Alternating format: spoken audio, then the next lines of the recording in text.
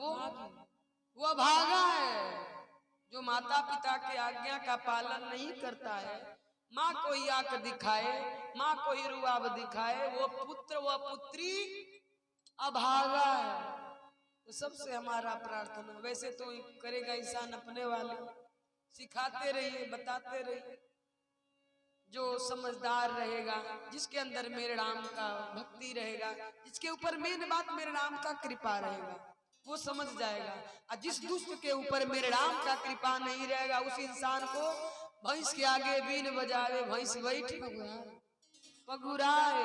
भैंस को बीन बजाइए, सुनाइए, वो नाचेगी नहीं? नाचेगी।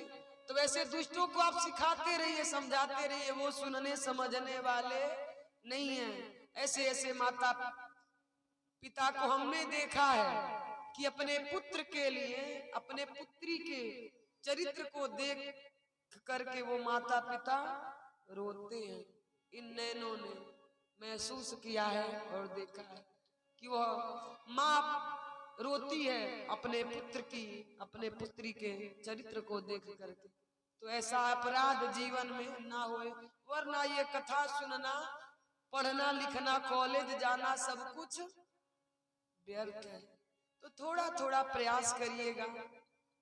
माता पिता कि अगर आप आज्ञा का पालन करेंगे ना, तो जीवन में कभी भी दुखी नहीं होंगे। माँ बाप से बढ़कर जग में कोई दूजा नहीं खजाना। जिसने तुझे जन्म दिया रे, दिल उसका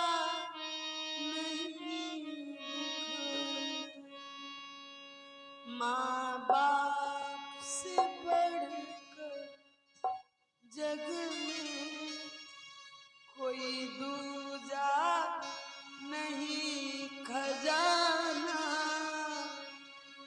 जिसने तुझे जन्म दिया रे, दिल उसका नहीं दुखाना। वो जिसने तुझे जन्म दिया रे, दिल उसका नहीं दुखाना। हो कई रात तुझे तेरी माँ ने, अनगिनत रात तुझे तेरी माँ ने बाहों में लेके सुलाया। गीले में माँ सोई, सूखे में तुझे सुलाया। गीले में माँ सोई, सूखे में तुझे सुलाया। बड़ा कर्ज है तुझ पे माँ का, बड़ा कर्ज है तुझ पर माँ का। तेरा फर्ज है कर्ज चुकाना। जिसने तुझे जन्म दिया रे, दिल उसका नहीं दुखाना। जिसने तुझे जन्म दिया रे, दिल उसका नहीं दुखाना।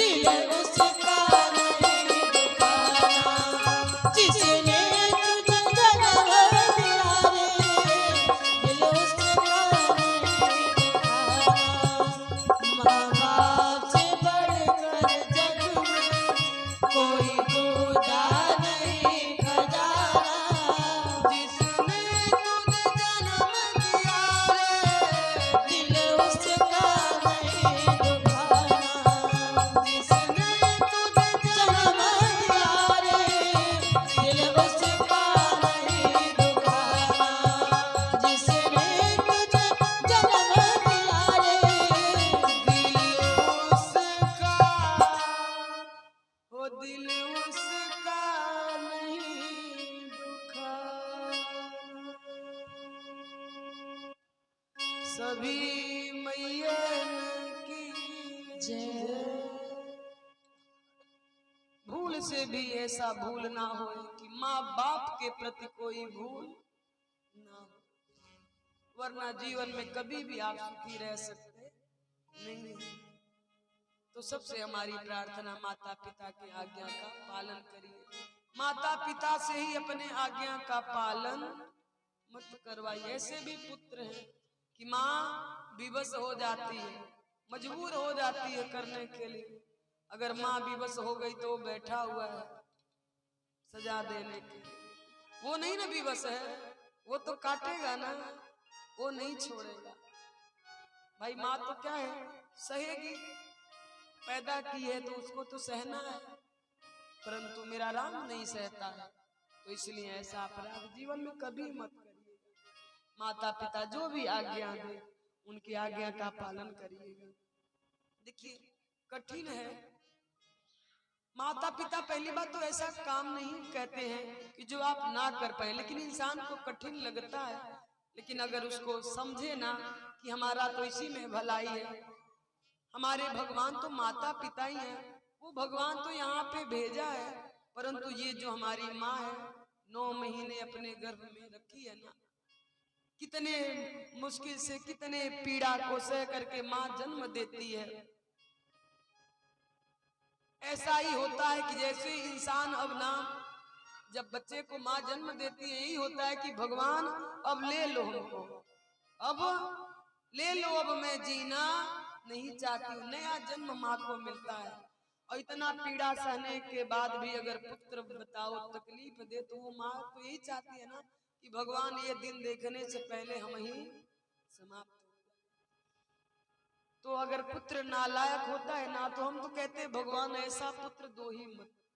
इंसान बांझ रहे, औरत बांझ रहे, लेकिन ऐसा नालायक पुत्र कभी भी मत देना कि जिसके कारण हमारा जग हसाई हो, हम सर उठा करके चल ना पाए, दुनिया हमारे ऊपर थूके, लोग मजा ले किसका बेटा तो ऐसा। ऐसा पुत्र होने से बढ़िया है कि इंसान के पास पुत्र ही ना हो। पुत्र हो तो लायक हो और ना हो तो बढ़िया है, लेकिन नालायक कभी भी ना हो। मेरे राम कहते हैं हे माँ, वह पुत्र बड़भागी है जो माता पिता की आज्ञा का पालन करता है।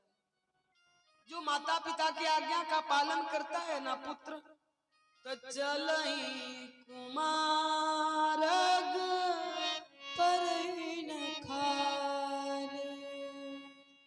बुरे रास्ते में भी इंसान चलेगा परंतु कभी भी गड्ढे में गिर नहीं पाएगा। कब?